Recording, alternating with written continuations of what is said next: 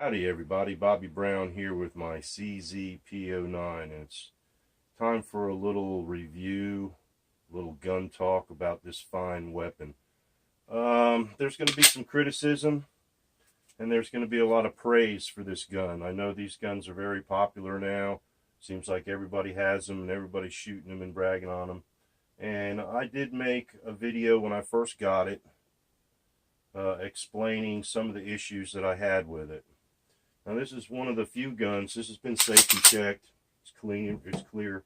I've had a few issues with the gun, but this is one of the few guns that I've actually tried to keep track of how many rounds I've fired through it. Now this is not absolutely accurate, but it's pretty damn close. 2,427 rounds, plus 20 that I shot yesterday.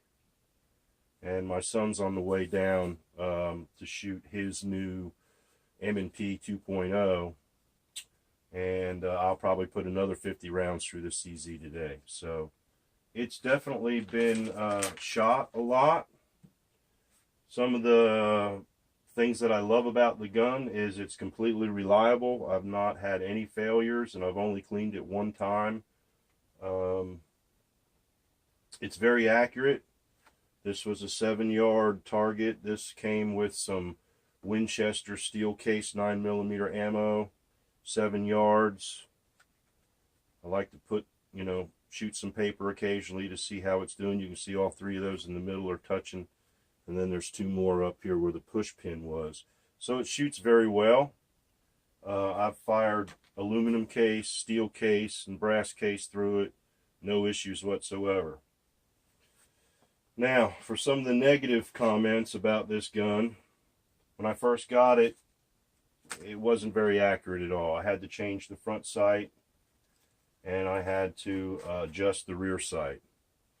I got a taller front sight from CZ. They only offered one more, or one option, and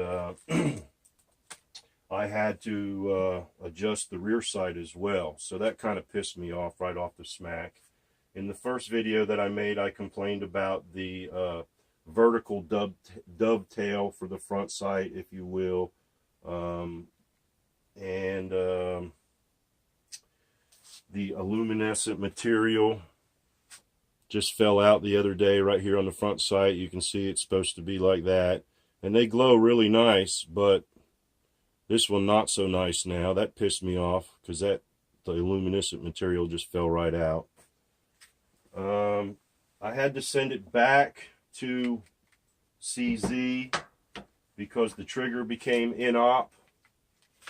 That took a long time, like 4 to 6 weeks, and they didn't seem so enthusiastic about it.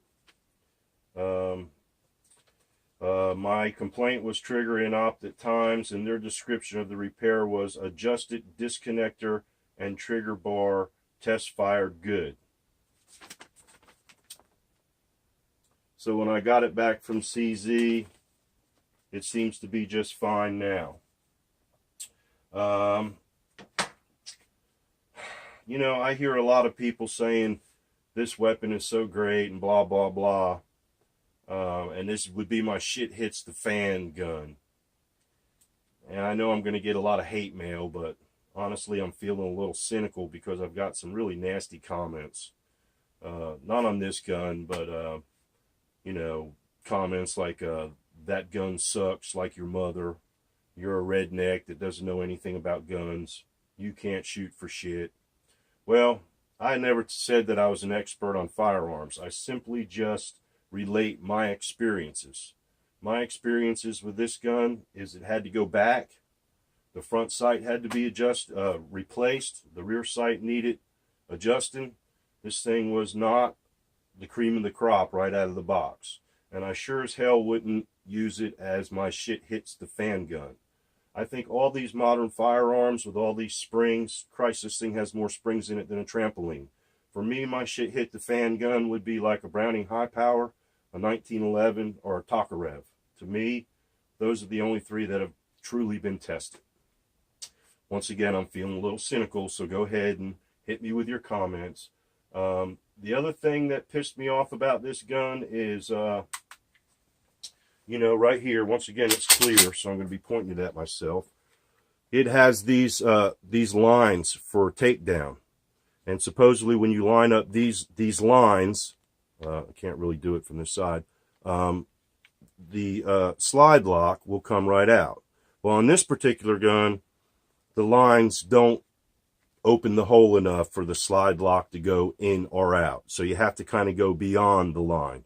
So I don't know how they blew it with that either, because you know, that ain't the way it works with this gun. If you line up these two marks here, you cannot get the slide lock out or in.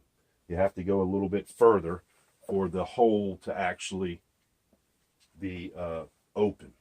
So yeah, I have some issues with this gun. I love it. I'm going to keep it, and I'm going to keep shooting it. In fact, I'm going to shoot it here in just a little bit.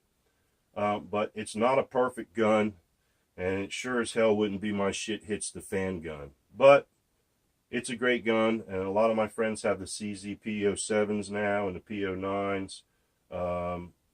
You know, I really like this. I can put my thumb right here. That's the way I like to shoot, and that makes it really nice because of that internal slide there. I can get a really good grip on the gun. Another little trick that my buddy Mark over at MPG827 showed me was to let down the hammer like this with the thumb. That works really well because I do have the safety installed here instead of the decocker. So when I let down the hammer, I do this right here, and that works really well. Now if you try that with a Browning high power, it hurts your thumb. It'll mash the hell out of you. The other thing that I don't really know, and I tried to message my buddy Rich 1911 and a few other shooters in the community to see if CZ actually had a standard for shipping the gun with the decocker or with the safety. Because mine came from the gun store with the safety, which is absolutely fine with me because I don't want a stupid decocker.